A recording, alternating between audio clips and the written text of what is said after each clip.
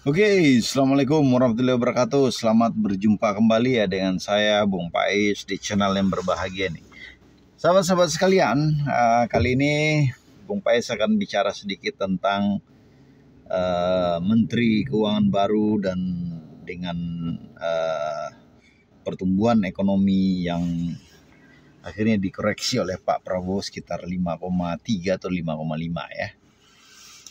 Oke, sahabat-sahabat sekalian, apakah ekonomi ini akan membaik dalam 3 atau 4 bulan ke depan ya, sesuai dengan proyeksi dan prediksi daripada Menteri Purbaya Sadeo, menteri yang sangat luar biasa ya, yang pernah kita temui di akhir-akhir ini, karena hampir 20 tahun lah Menku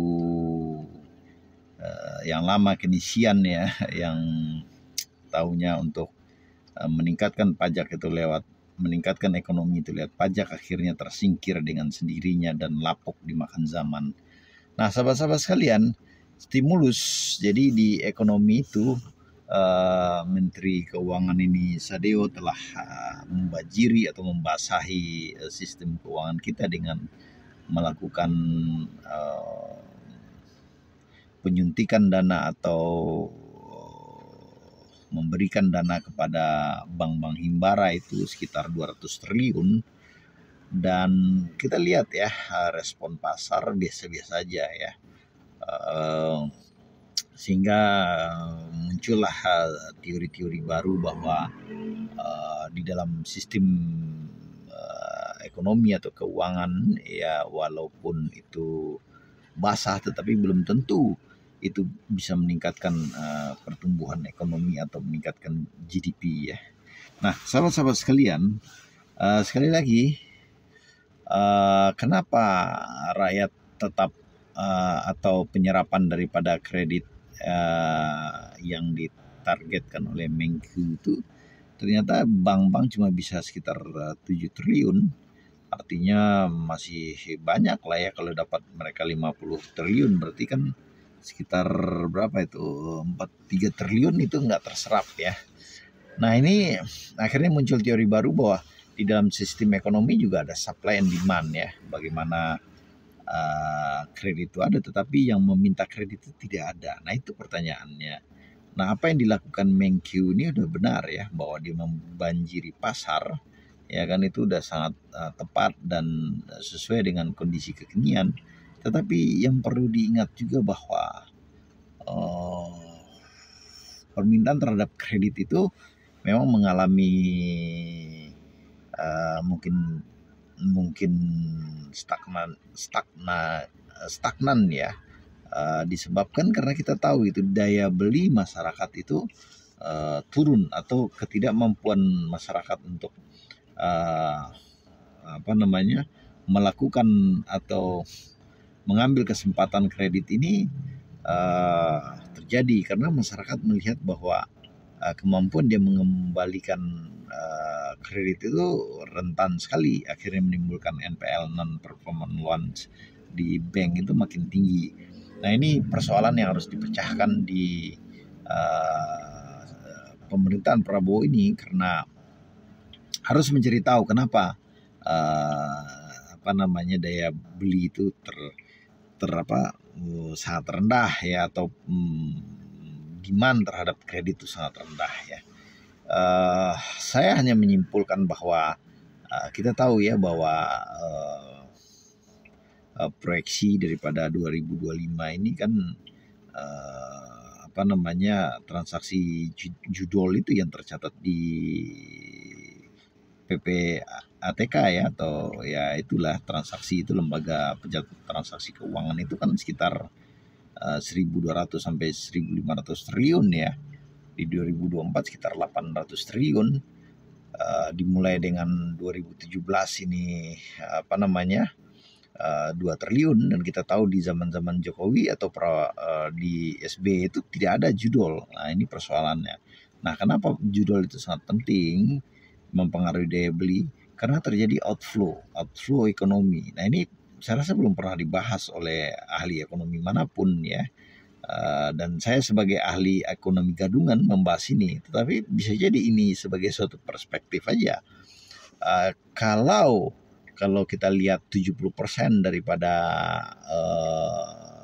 dana transaksi itu outflow ke luar negeri atau ke tempat mereka berasal membuat servernya, makanya kalau 1.500 kan 70%-nya itu kan berarti 15 45 sekitar 1.100 triliunan akan keluar dari Indonesia, dan itu melebihi daripada stimulus yang dilakukan oleh Menteri Keuangan. Nah, ini menjadi catatan penting ya.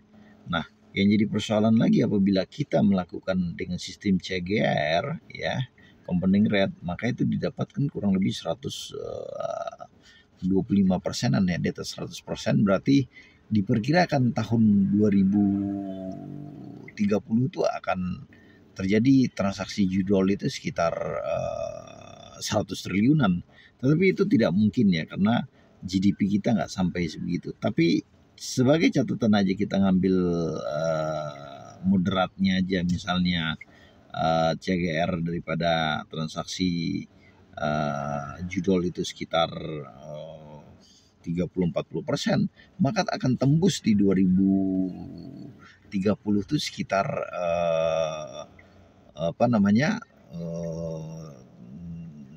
sekitar 10.000 ya, 10.000 berarti 70 berarti sekitar 7.000 triliun. Nah, itu kongruen dengan GDP kita, sehingga sekali lagi saya bilang bahwa di Ghost Fleet bahwa kita pernah dengar Indonesia akan bubar itu. Ya, saya dulu bingung dari mana Indonesia itu akan bubar. Ternyata memang ya, salah satu poin dari Ghost Fleet itu adalah ketidakmampuan pemerintah adalah melakukan cyber security atau dunia-dunia teknologi yang akhirnya membuat Indonesia itu akan jatuh, dan Indonesia itu akan jatuh lewat judol dalam perkiraan saya. Nah, sahabat-sahabat sekalian, kalau pemerintah Prabowo menyadari ini, maka nggak ada jalan lain ya. Mereka harus melakukan pengamanan yang sangat ketat, karena kalau apabila transaksi judol itu melebihi daripada 10, 15 sampai 20% dari GDP, maka itu sangat berbahaya sekali bagi Indonesia. Dan ramalan Ghost Fleet itu tentang Indonesia bubar ini saya temukan salah satu jalannya adalah lewat transaksi judol online. Nah, sahabat-sahabat sekalian, ini membuat ekonomi itu walaupun basah ya uangnya, tetapi daya serap atau demand daripada kredit itu turun. Nah, itu poin pertama. Nah, poin kedua adalah kita lihat ya bahwa marketplace ini kan sangat merajalela sekarang ya. UKM itu kalau disuntik stimulus saja juga, mereka uangnya akan lari kepada marketplace. Karena marketplace itu ya, dalam catatan saya dan dalam praktek saya itu bisa mengambil 40% dari harga jual daripada publish rate daripada harga yang ada di marketplace. Anda bisa bayangkan, berarti kalau UKM ini untungnya di bawah 40%, mereka pasti akan rugi, dan tentu juga ini akan memukul dunia usaha. Nah, sahabat-sahabat sekalian, kalau mereka untung misalnya di 50 sampai 70% dari publish rate, itu kan berarti sekitar 100% dari HPP ya.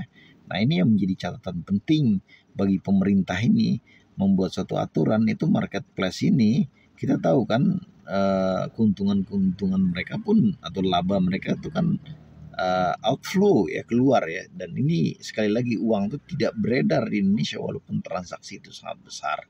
Nah, sahabat-sahabat sekalian, sekali lagi perspektif ini saya berikan gratis ya kepada pemerintah Indonesia agar pemerintah Indonesia melek ya.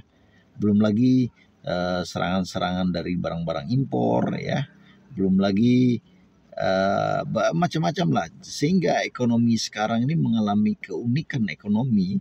Jadi kalau makanya Sri Mulyani itu ilmunya udah nggak pas lagi, karena memang tidak sesuai lagi dengan zamannya.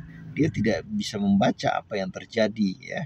Nah, makanya itu saya ini sebagai pelaku ini mengungkapkan ini agar Pak Prabowo mengambil langkah-langkah yang penting. Stimulus-stimulus yang diberikan membanjiri keuangan, ya, penundaan kenaikan pajak UKM tetap 0,5, dan apalagi itu tidak diberikan pajak yang dikurangi dari pekerja hotel. Banyak stimulus yang saya lihat sangat baik di akhir-akhir ini. Tetapi sekali lagi, stimulus itu tidak akan berguna banyak apabila uang yang beredar itu tuh akan outflow akan keluar dari Indonesia keluar, ya, dengan cara-cara yang kita tahu. Belum lagi transaksi-transaksi kripto, ya, di mana orang-orang sekarang cenderung berinvestasi dengan kripto, dengan trading, yang dimana mungkin hampir 90% orang itu akan rugi di trading, dan itu uang itu juga akan menguap begitu aja ke luar negeri. Nah, sahabat-sahabat sekalian, poin daripada semua yang saya sampaikan ini adalah supply dan demand daripada keuangan di sistem ekonomi itu harus tetap diperhatikan dengan cara-cara yang lebih moderat dan lebih advance. Dan saya yakin, ya, apapun yang dilakukan oleh Purba Sadeo ini sangat luar biasa. Ibaratnya tancap gas, tetapi dari sektor outflow itu kan adalah ibarat rem yang akan ngerem, makanya itu kita nggak kemana-mana, bahkan bisa minus. Rakyat tetap akan susah. Untuk itu pemerintah khusus dalam judi online itu harus menerapkan strategi yang dilakukan oleh China yang sangat luar biasa mengataskan judul, atau Norwegia atau Finlandia. Tinggal kita duplikasi aja mana yang benar, mana yang tepat, dan mana yang sesuai. Dan sekali lagi, ya, kalau bangsa ini ingin tidak bubar di 2030, maka Pak Prabowo, ya, dengan hitungan yang saya berikan tadi itu harus segera membuat tim sus untuk penanganan daripada judul ini, karena judul ini uang besar, ya, uang besar, dan di Indonesia udah tahulah bahwa uang besar itu kita bisa membeli siapa aja dan apa aja di Indonesia ini. Akhir kata, Assalamualaikum warahmatullahi wabarakatuh.